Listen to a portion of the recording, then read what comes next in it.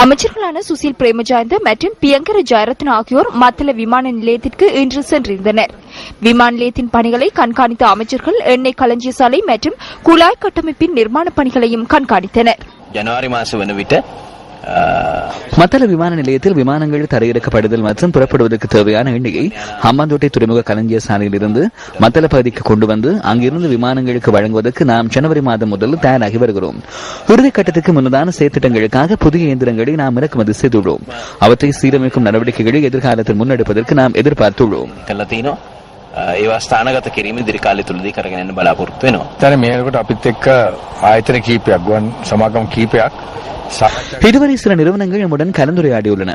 குறிப்பாக ஸ்ரீலங்கா விமான சேவை நிறுவனம், மிகின் லங்கா விமான சேவை நிறுவனம், ஏர் அரேபியா, பிளைட் துபாய் போன்ற விமான நிறுவனங்களுடன் டிசம்பர் மாதம் எமிரேட்ஸ் விமான நிறுவனமும் மேற்பார்வை நடவடிக்கைகளுக்காக நம்முடன் இணைந்து பணியாற்றுவதற்கு எதிர்பார்த்துள்ளன.